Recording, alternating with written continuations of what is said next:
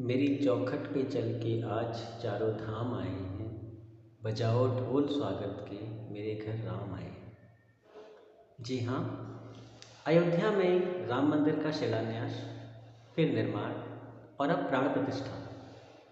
राम जी के नए नए गाने, हर गली में राम जी के भजन कीर्तन या फिर कहीं अखंड रामायण का पाठ।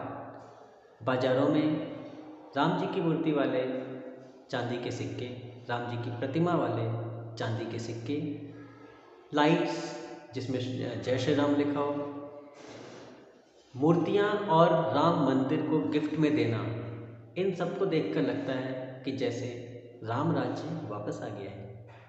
राम मंदिर का निर्माण हो रहा है और 22 जनवरी 2024 को राम जन्मभूमि पर बने राम मंदिर में प्राण प्रतिष्ठा का कार्यक्रम आयोजित किया जा रहा है। आचार्य सत्येंद्र दास जी, जो राम जन्मभूमि के मुख्य पुजारी हैं, उनको ये इस कार्य की जिम्मेदारी सौंपी गई है।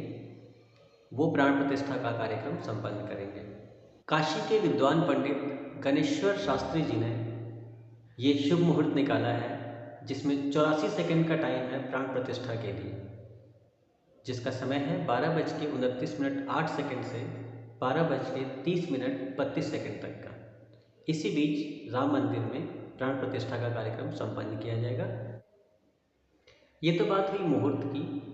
प्राण प्रतिष्ठा क्यों करनी है, ये भी एक प्रश्न है, क्योंकि रामलला की मूर्ति तो पुरानी है, उसमें तो प्राण प्रतिष्ठा पहले हो रखी है। जो प्राण प्रतिष्ठा की जा रही है वो नई मूर्ति जो बनी है राम जी की, उसकी प्राण प्रतिष्ठा की जा रही है। पुरानी मूर्ति जो रामलला की थी वो छोटी प्रतिमा है, इसलिए दूर से वो दिखाई नहीं देगी, इसलिए उसकी जगह एक बड़ी मूर्ति बनाई गई है राम जी की, उसकी प्राण प्रतिष्ठा की। ये जो समय निश्चित किया गया है, ये उस मूर्ति की प्राण प्रतिष्ठा के लिए किया गया है। प्राण प्रतिष्ठा क्यों आवश्यक है? क्योंकि जब भी हम किसी नई मूर्ति की स्थापना करते हैं तो हम उसमें उस देवता का आवाहन करते हैं, उसी को प्राण प्रतिष्ठा कहा जाता है। अब इसके लिए मुहूर्त क्यों आवश्यक है?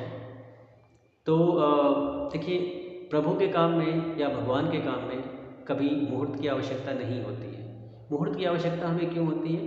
क्योंकि हम जो कार्य कर रहे हैं, हम जो शुभ कार्य कर रहे हैं, वो निर्विघ्न हो जाए, उसमें कोई संकट उत्पन्न ना हो, इसलिए हम मुहूर्त देख के उस काम को करते हैं।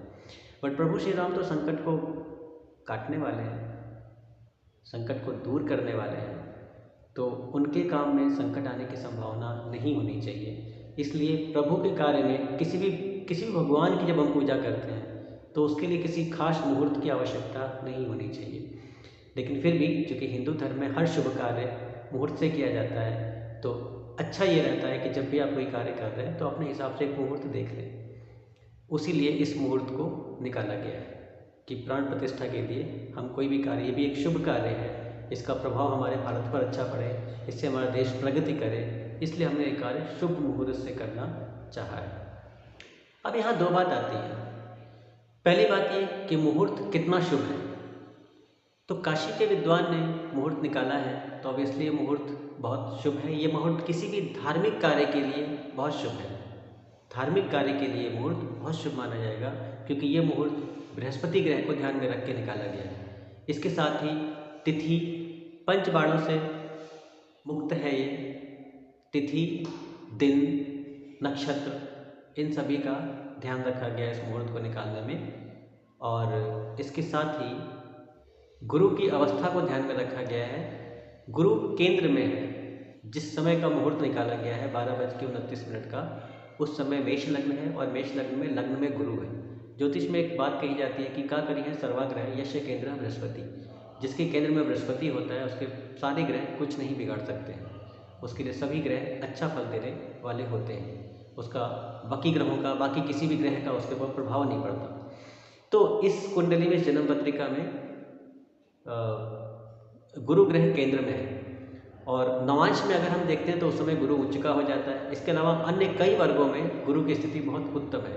तो गुरु को ध्यान में रख के सभी धार्मिक कार्य किए जाते हैं, इसलिए किसी भी धार्मिक कार्य के लिए ये मुहूर्त बहुत अच्छा माना जाता है। अब बात आती है कि अगर ये दूसरी बात कि अगर ये मुहूर्त इतना ही अच्छा है तो हम इस मुहूर्त में क्या कर सकते हैं? हमें भी इस मुहूर्त में कुछ करना चाहिए। राम मंदिर की तो स्थापना हो ही रही है।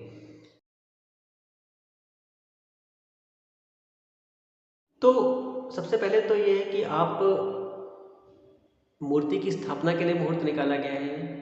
तो यदि आप किसी मूर्ति की स्थापना करना चाहते हैं अपने घर में, आपके मन में कोई विचार है कि हम गणेश जी की मूर्ति या राम जी की मूर्ति या शिव जी की मूर्ति लाना चाहते हैं, उनकी स्थापना करना चाहते हैं, तो ये बहुत शुभ दिन है। उस समय आप अपने घर में मूर्ति की स्थापना आप भी कर सकते हैं।